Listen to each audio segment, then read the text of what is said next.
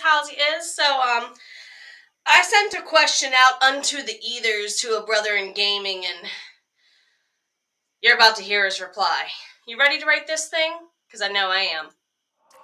I wake up every minute with the fever dreams. I push my mind to a limit where it needs to be. I work blind, got vision I don't need to see. I'm picking mind over matter, I believe in me. I need to find more hours in the day to breathe. Need to find more power in the way I be. And when my mind turns sour with the painful scenes, I need to scream out loud, I can't stop me. I wanna be the greatest like Rocky. You know I leave them all hating like a hobby. I'm out here making moves like a lobby. And if you ain't with me, it's your loss. See, I got my mind on the facts. I'm a python, grab what I like real fast. Stroke until I have everything I attack. Everything that I lack, everything that I want, and I see, matter of fact.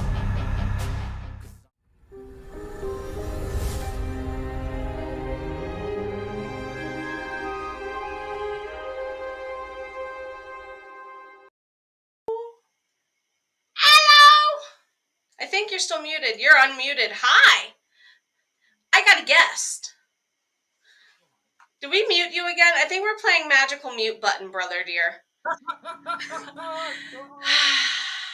I'm now guilty playing magical mute button with you and Mama Maggie. Hello, everybody. My name is Jenna O'Malley. I am your soul writer, author of sci-fi fantasy with dashes of romance and nerdy references. Alongside the raw healing stories my characters weave throughout time and space, this dude and I get together twice a month to co-write the Myrna Annals TTRPG with all of you. And oh boy, the response he gave when I was like, so I want to write this thing about this book series that I used D20 Gaming to write, and his response was, well, I dare you not to use D20 Gaming to write your tabletop game. And I'm like, wait a minute, what? So today we are going to say a quick hello. I know we've got Baka, the Cheesecake Man, and a couple of others lurking around live. Hello, replay. You matter too. Check in the comments. Give us a like and more. We're going to go ahead and kind of scoot on into the bulk of starting from nothing with this. So with that being the case, we came prepared because Nerd 1 and Nerd 2, but Nerd 2 up there needs to introduce himself. Hello, big brother. Who are you? Am I live again? Yes? No? Hello? Can you hear me? Speak! Am I muted still? Anyway. Hi. This is Baka, Master of the Uncanny Universe, if you guys can hear me. Yeah. Jenna came at me with some ideas, or at least wanted a proposal for a tabletop game, and I'm like, all right, sure. I have a few ideas, for what it's worth. And I understand that she was math adverse, and she had a couple concerns for me. I'm like, well, I played a lot of games, a lot of cool games, and D20's fine. You know, I love a good D20 system, but I just brought up a couple of points about D20, and one of my proposals is still a D20 system, if that's what you want to do, Jenna. But I just think there's more fun and interactive systems out there. And heaven forbid that we just make our own unique system, you know, to say, get out of town, Dungeons and Dragons, get out of town, Pathfinder, get out of town, Shadowrun, MechWarrior, all this other nonsense, and every other single, like, obscure game I can come up with. And we can just make our own thing and just go buck wild. He mentioned that cards could be used, and I'm like, I wrote this also using tarot decks. We'll get to that here in a little bit. So, on to the proposal, shall we? We decided we should build this from the ground up. Hello, Miranda. It's good to see you as well. So, a little bit further background. Welcome to the show, everyone. Before he gets into his You're over there now. I moved you. You're over there. Before I go ahead and let him give the proposal proper, go through all the images and the research he brought me, let me give you a little bit of a backstory. So literally my proposal to him was, I've been saying for years I want to turn the concept of my literary campaign, as he calls it, into a playable campaign, basically. So the original question to the Myrna Annals is, what happens to all these paranormal, mythical, magical beings throughout human history as we know it? That is the main question the game is going to ask its players and game master and dungeon master to create the story around too. So I warned him we have to be able to put it in any place in time in human history. We had to be able to make it logical to kind of use magic in a certain way, because we have magic users. When I wrote it, they had classes. I used D20 gaming knowledge to kind of build the magic system of the world. So, yeah, it has to fit a lot of cogs. So his answers are kind of going to answer more of the why and the how is it portions. I got us and there's some sort of loud vehicle out back. I'm not sure what. I apologize for the noise. But I kind of got us the who's in it, us, what's in it, the Myrna Annals RPG, when and where, 2 Thursdays-ish a month we'll get together. So he's bringing kind of in the start of the why and how. We are literally going to go from 0 words, nothing, a blank document after today. Because he's got to try and convince me which system to pick. And yeah, I'm not sure which way to go on that yet, keyword yet. So we're going to find out, I think would be appropriate. So, brother dear,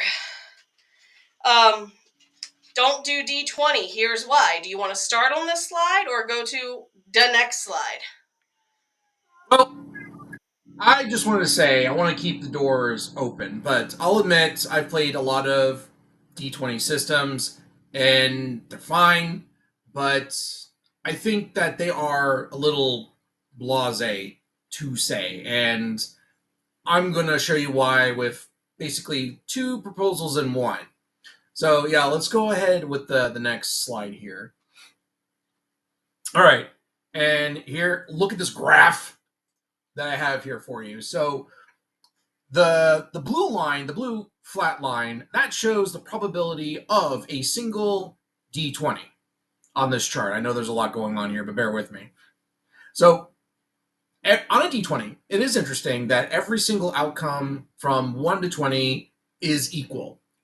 You're just as likely to shoot this orc in the eyeball a mile away with your crossbow as you are hitting yourself in the testicles with a nunchuck. Those are always on equal grounds, and I always did find it interesting at first that anything can happen when you roll a d20. Everything's on the table, and then we get into the advanced stuff. Like with Pathfinder and Dungeons and Dragons, they introduce re-rolling the d20 or advantage, where you roll twice and you take the favorite result, or disadvantage, you roll twice and you take the worst result. And that's these other slant lines, but as you can see, it's still flat. It's a flat line descending when you have disadvantage, and it's a flat line ascending when you have advantage. As a statistician myself, it's still interesting, but as a greedy American, I always want more. And dare I introduce a different system, similar to one system I forgot to mention entirely, and I feel silly. One of my favorite CRPGs, Disco Elysium, introduced a 2d6 system, which forms, as you can see, a beautiful, robust, voluptuous bell curve, which is everything all statisticians want to see. So it kind of gets rid of a lot of like randomosity, where you know what you're going to get most likely with a 3d6 system, which is what I have here, not the 2d6 on Disco Elysium, but you're going to most likely roll in the middle, and that's where you get the curve. And even with advantage, it moves the curve to the left, moves the curve to the right. If you had to, say, roll 4d6, drop the highest, or roll 46, drop the lowest, very similar, it's a lot more controlled. And I just thought it would be more interesting to manipulate dice that way. And I even have a surprise later, which makes this entire system even more bonkers. So, I'm not against D20. I just thought maybe you would be interested in a 3D6 system, which will still work the same as D20 for the most part. You can build a D20 system, switch out 3D6, and it will play very similar. It's just the dice will behave differently. It also, having had this problem with one of my magical wielders, if you have a dice that is misweighted, rolling the 3 doesn't exactly counter check that, but it can. As opposed to, what happened to Neftiri in book 2, as to why for 3 chapters she basically just face plants because she kept rolling 5s and less on one single roll. So, yeah, it would have negated that problem to have rolled more than 1d20, now I realize. Or even another d6 or something. Exactly, and without any ability to manipulate the dice or do rerolls or whatever, every single D20 cast has the same probability of each outcome. Whereas this over here, this bell mitigates some risk. But again, I have a surprise for you for later, which will throw all that out the window anyway. But that will be up to the player if we go this route. To be fair. Next slide. Speaking of multiple dice systems, one game I had the pleasure of playing recently was a little game. You might have heard of it. You might not.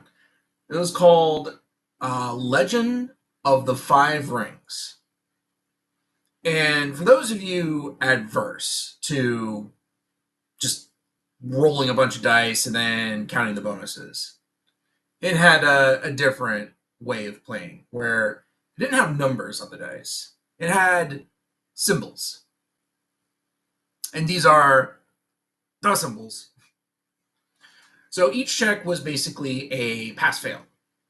You either got the right amount of successes to succeed at whatever task you were having, or you didn't. And the other symbols were kind of just interesting things that happened while you were trying the check, like the opportunities. An opportunity would never equate to a success, but they add something interesting to the check. Like, for example, say you were searching the room for a clue, for a mystery that you're trying to solve, or a puzzle, and you didn't succeed, but you had some opportunities which you could spend to notice like something else unrelated to your task, like maybe you could find a secret door, or you could remember something someone said, like recalled some information that might help you with the task at hand when you couldn't find the thing right away. Stuff like that. Then there was Strife. So L5R had an interesting system where you're all stone-faced samurai at all times. And part of that was keeping your composure and not revealing like any emotion whatsoever to like the higher up nobles. Like my character, he was unmasking like all the time in front of the other players, and they didn't mind so much. And then he unmasked out of rage because I filled up his composure with Strife, and no one was around, so I didn't get penalized for it. I didn't lose any honor. I didn't lose any honor, glory, or fame. I didn't lose any of that.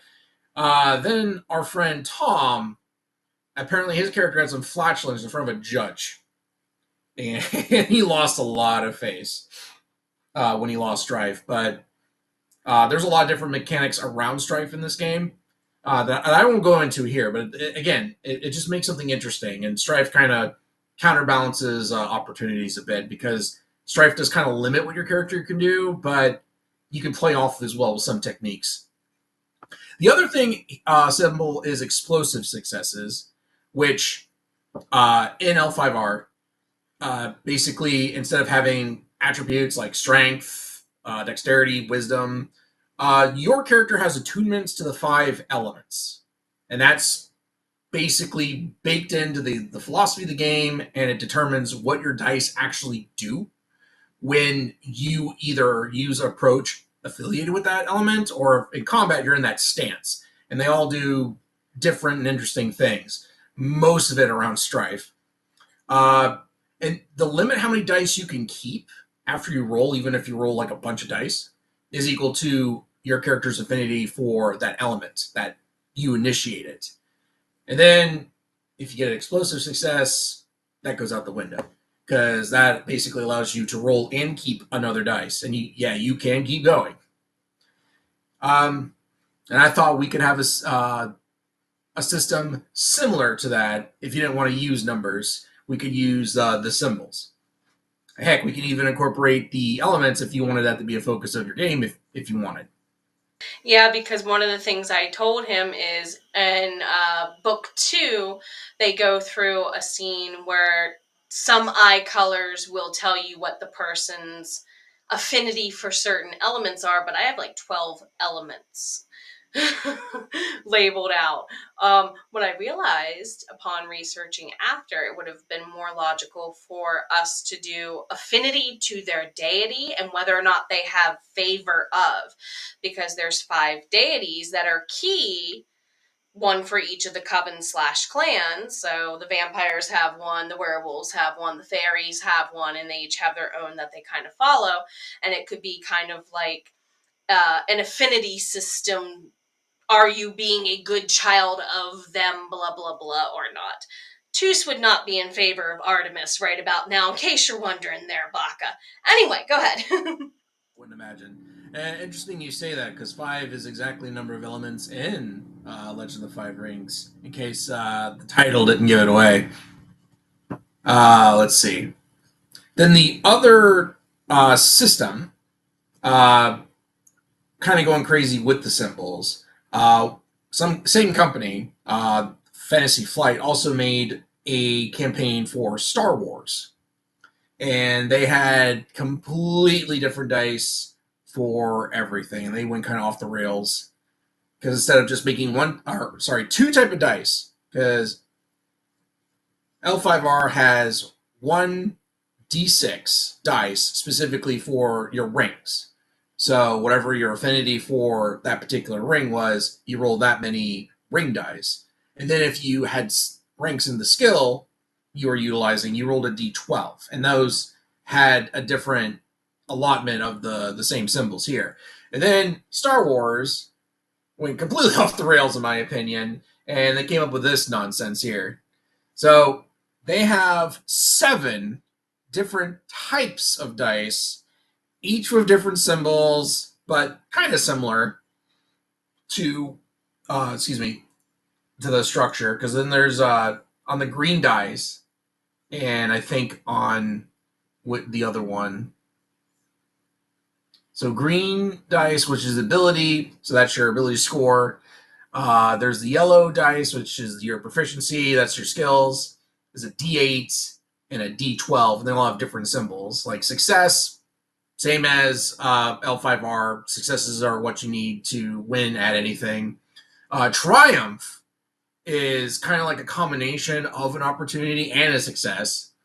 And then there's advantage, which was your opportunities. On the other side, on a completely different set of dice, they have the bad symbols. They have the failures, which counteract successes.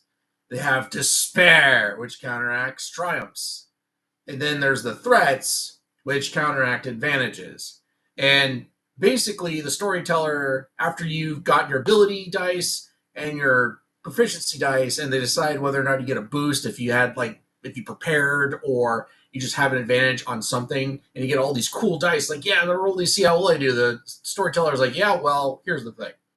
You're going to add some challenge dice because you never did this before. You're going to add some difficulty dice because you're running from some stormtroopers, and I'll just give you a setback dice just because I don't like your face, all right? It's like something like that. So all of a sudden, you're still trying to get a certain target number, but now there's all these obstacles that you're rolling in the single dice, which is interesting. I don't know if you want to go this crazy with dice, where the player is just rolling all of the good and the bad dice at the same time, and they're sweating it. Could be fun. And of course, they also had a special one for Force Dice because, Jedi get special treatment, I guess.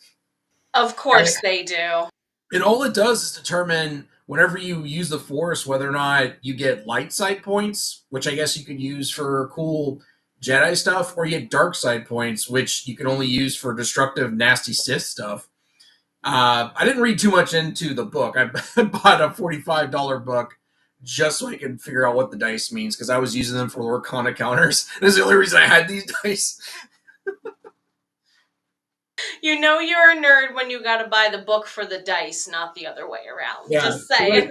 I still have no idea how to play it other than, okay, I guess it's kind of like L5R, except now there's BS Jedi nonsense sprinkled in because it's Star Wars campaign.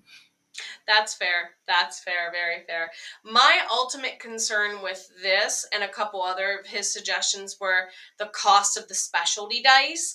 And he just pointed out, yeah, but you could take a D6 and say number 1 means this, number 6 means this. And I'm like, yeah, that's true. We could do that. You can do conversion tables, but again, I do have a little surprise for later, which will kind of turn everything on its head. But I do also have a estimate of all these dices as well, which again I'll save to the end because I have a special surprise for you.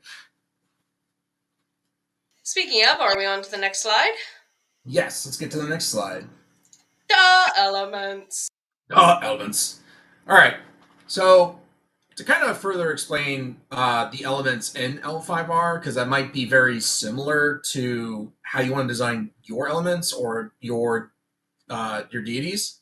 So each in L5R, each of the elements had a different approach to every single skill, and even in combat, the different elements would affect combat differently. Like Earth was all about persevering and memory too. So my character was a crab. Basically, he guarded the top, the wall on the west side of the Emerald Empire, and defended against these shadow creatures that would just hop over the wall and just do nasty stuff. So yes, he was basically a Stark. He was just a big fat samurai Stark, basically, because he lived on the wall. And he had his highest ring was Earth, and for some reason Earth was the one associated with memory. So what was really dumb is if he had time to study, which I couldn't really BS with him because he was a big dumb crab from the mountains, but if I could BS that he studied, I could just roll Earth for any kind of recall memories, oh yeah, I think I remember this. And I thought that was pretty amazing. Going to his worst ability, or his worst ring, was Air. Air is Guile. Air is Grace. And in our group, no one had a decent Air ring. We were all without Grace. It was horrible. So we didn't have really good time lying. We couldn't really stealth anywhere. We couldn't be vague about anything. We were always up front, and people would just call us out on our nonsense. We'd just be like, "Oh shucks, you got us, Judge." Let's see. Then the next ring, water. Water is interesting because that's your charm. That's going with the flow, integrating into stuff, getting people to like you. That was the water approach. Fire might be a little obvious. That's overpower your enemies, overwhelm them, take what you will, and also for some reason creating poetry was fire, creation. So that was that probably relates to the whole thing of creation lives in the root chakra, where the womb would be, ? I'm not sure. It was just kind of funny that again, my crab character did have affinity for fire because he liked to write poetry. So that was a fire passion he had. And the last one was void, which is an interesting one because basically anytime you want to do anything involving the spirits or the supernatural, it's most likely void, or it's interdiscipline it's void, and again, each. That's not even getting into the magic, because we didn't really have a magic user. We had one. I don't think he cast any spells. He was like a ghost hunter. Didn't cast a single spell that whole. We played 2 adventures, and I was like, all right, some wizard you turned out to be, Harry. But yeah, each of the elements responded differently based on what spell you would cast. Like some spells would only work in certain stances, and then combat was something else entirely. Again, like 3 out of 4 of these, or 3 out of 5 of these stances, like revolve around strife. Like Earth's big thing. If you were an Earth stance in a fight, which I usually was because that was my best ring, you denied any opportunities anyone tried on you. So someone tried to trip you with an opportunity. Don't care. I'm an Earth stance. Someone tries to get a critical hit on you. Don't care. Earth stance. Someone tries to knock your weapon out of your hand. Don't care. Earth stance. I am guarding my basic core, and I am not accepting any of this nonsense right now. That's what Earth stance is about. Air was pretty basic. It just made you harder to hit. So it just increased your target number to get hit, because most times you needed 2 successes to hit someone in combat. Most of the time. This guy, this ninja over here in air stance, it's 3. And he can get it up higher, believe me. Because I had to deal with a ninja in air stance. I was like, oh, sit still so I can hit you with my big stupid hammer.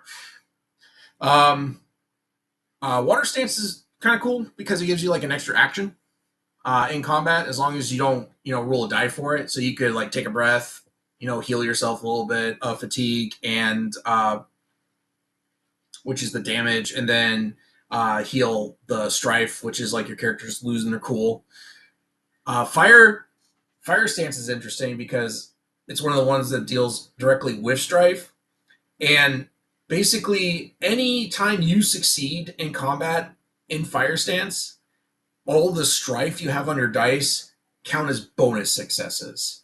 Which, tell you what, I was feeling pretty confident as a crab in my big fat crab armor. I had like 4 damage reduction. Katanas do 4 damage base, so it's like, all you Ronin coming at me are doing base 0 damage. They all get in a fire stance. And I'm like, oh, wait a minute. I think they can hurt me now. Just that's all the storyteller had to say to make me lose all of my bravado. Like, oh no, I'm in danger. And then void stance, you just ignore strife. It's like, there's strife when you dive. Don't care. I'm in void. I'm in the zone. No strife. So, from a D&D alignment chart basis, literally your alignment chart from the get-go matters every single moment more so than it ever did. I don't know if the elements that you choose is based on your alignment, because you can play your character however you like, but it's just a unique kind of approach to how your character affects the world. It's not based on their strength or their wits. It's about the elements and how attuned you are with those, and that determines how you can affect the world. And from such concepts of like Earth, that's where you derive your mental stability. That's where you derive your body. It's not just, oh, well, I just have a higher ability score. It's like so much more than that, but that's because it's all loose interpretations of like philosophies, basically. Well, I was going more like a void is probably more of a true neutral kind of mindset. You see what I mean? Like the choices they would make would fall into those buckets. Yeah. No, you're right.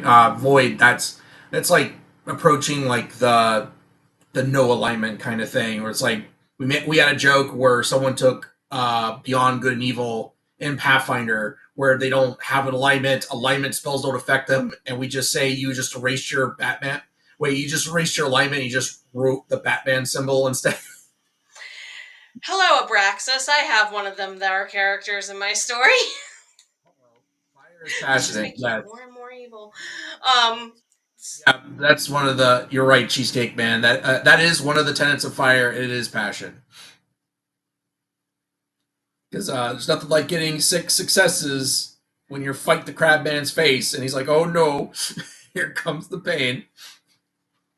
Sorry for the poll answers there, Miranda. I didn't want to split them either, but you can see where, here in a minute more so, you'll see where it could be definitely different. Because we have, I think, one more slide, because you were even saying to me that you've played RPGs where they used cards instead, right? Yes. So in Deadlands, what was very unique about that is the players had to use like a poker deck to draw cards for combat, and that determined their initiative. And then the storyteller, he would also get his own poker deck, an evil poker deck, and depending on like who had the highest uh, card value, that determined who went first. And everything was about poker. Like you could delay your turn. That was like putting the card up your sleeve, which I thought was interesting. You could fold, which means you just don't do anything that turn.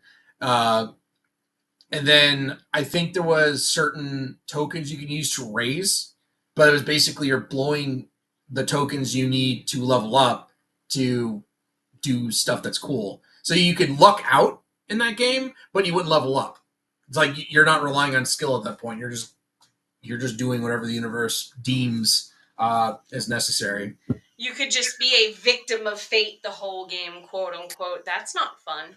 Yeah, I mean, you could, and then your character wouldn't learn anything because you're spending the chips you would need to level up. Which, again, an interesting mechanic, but yeah, to what end? You know nothing about that up there, do you, Frey? No, not at all. Okay, so what did you get here? The more I have thought about it, the more and more I've wondered if maybe we should possibly lean into the whole thing of I might be asking us to use 3d6 with a combo of tarot, maybe?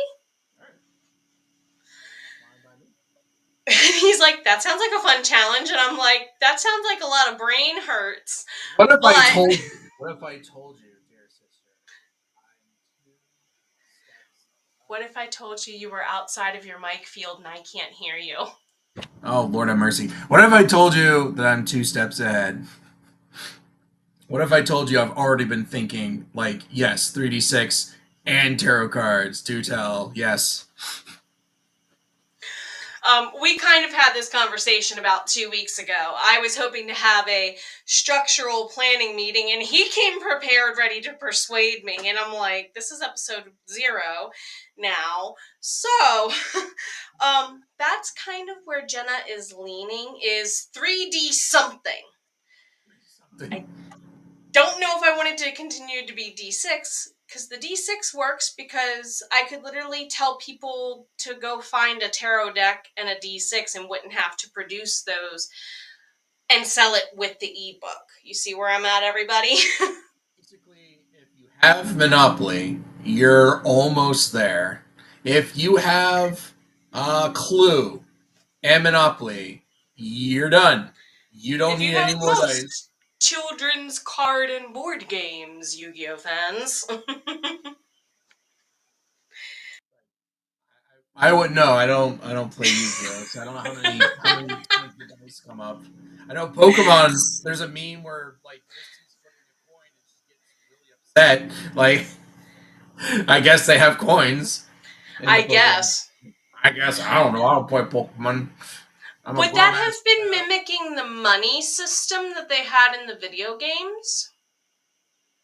Anyway, that's off track.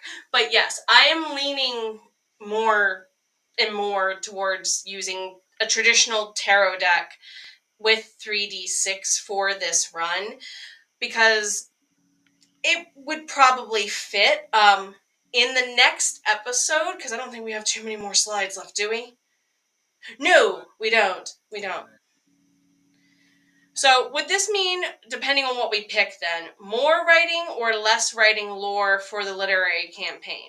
Because I still have that centric question. We could put this in any era of human history, and it's still them versus the hunters. So, Well, I mean, if your since your story does revolve around tarot, and it is a pre-established thing with a bold, like, spanning community on the interpretation of tarot, like, that's a huge, like, baseboard we can go off for, coming up with the mechanics, or heaven forbid, could just roll it as a straight 3d6 system, and then you can even have characters that could ignore the fate. They just take life as it comes, whatever. And that could be a mechanic too. Or then you got those guys that are just drawing more and more cards, like, no, where does this go? What can I do here? Like, it's like just scrapping for something. And they're like, there's got to be something here in these cards that can help me because my dice are crap, Especially if we take that back to gaining a favorship to a deity, that could definitely set certain characters up to want more favor and like the cards versus being like punt by card. Oh, in the Shadowrun 6th edition, you can That's actually, what I was thinking. yeah, there's a mechanic where everyone gets like edge, and it's basically like you spend edge to do all this cool crap. And one of the mechanics is you can send your edge to someone else that needs it. And there was even a new trait that one of my characters got called Team Player, where most other characters, they have to spend 2 to give another character 1. But if you have Team Player, it's 1 for 1. You can just send out your edge to whoever, and they get the full benefits of it. And we can have something like that with your cards too. If like someone runs out of cards and they get to roll bad, and they're like, oh guys, I really need some help. They're like, well, let me discard 2 tarot, and you can draw 1. Maybe it could be, something they can use, or other players could use their cards to affect someone else and not them. Stuff like that. Where some tarot maybe affect only whoever drew it, and then some tarot you can throw it at someone else, or they have to get like a feat or whatever. We can get into that later, but that would make your game fun and interactive.